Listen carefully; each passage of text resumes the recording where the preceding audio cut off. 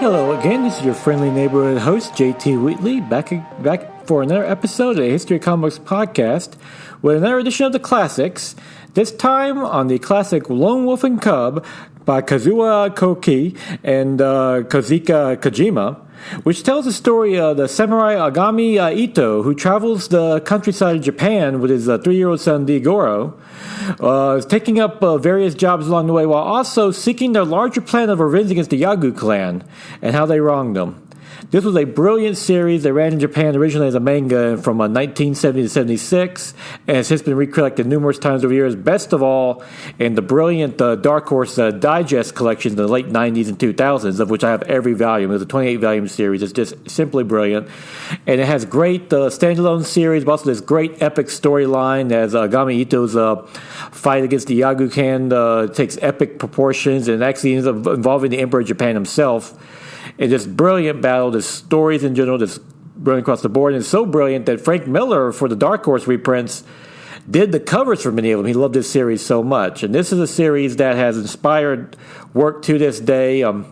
A notable one is The Road to Perdition by Max Allan Collins, the 1930s gangster comic in which a hitman and his son travel seeking revenge against those who wronged them. And most recently, The Mandalorian on Disney Plus, which has you the titular Mandalorian Mando traveling the galaxy with his now adopted 3-year-old son, Baby Yoda. I know that's not his actual name, but that's what we call him, the child is stupid. He's Baby Yoda. And he's the best thing ever. And you'll lose on that. So deal with it.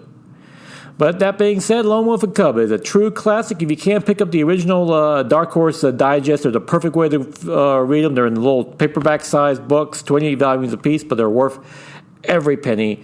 Great read in general. This is a true classic, one of the great standards of manga. This is one of the best samurai stories ever told. So, yes, if you're looking for something to read, if you're still self-quarantined, though everything's being lifted up, Lone Wolf and Cub, that's a true classic. And now it is June 5th, 2020, time for the favorite read of the week. And first off, I want to apologize for this episode being a day late. A little bit of life got in the way, and I had to postpone putting this episode out. But now that everything's back to normal, or for the most part, back to our usual favorite reads of the week. And of course, it's a read of the week this time, because even though new comic books are still coming out at comic book stores, thank goodness, there was nothing that caught my interest again, so I figured, let's pick up another trade I've been meaning to read.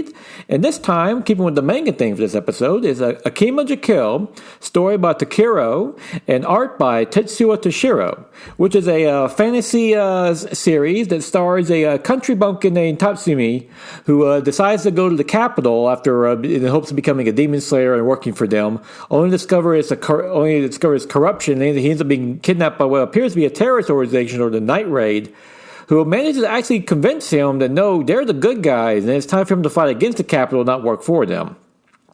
I originally found out about this series because I watched the anime on Hulu, and I really enjoyed it. It's a very violent, fun series, but actually plays with a lot of strong themes about government corruption and death and so forth. And the manga is just as well, a lot of fun. It also it does take some more chibi spins. At one point, the character jokes that she has the power to throw you into another manga, and it can even show some other mangas that you instantly recognize if you're familiar with the genre. And it's just, but overall, it's a great action-packed read in general. Another great example of what manga can do as opposed to everything else. And definitely worth kicking up. And of course, I hope everyone's staying safe out there. Please mind your social distancing if you still need to, though it looks like this COVID thing's up. And of course, everyone is staying safe and during all the protests and so forth. And it goes without saying that what happened to George Floyd and so many others was nothing short of murder, and justice needs to be done, and we need serious reform. So my heart's out to everyone, and hopefully these protests will have a good thing in the end. So for everyone involved. And with that being said, do try to stay safe. Be careful out there, and if you can, go out and enjoy yourself a good comic book. Because despite all the serious in the world, everyone needs a little fun in life.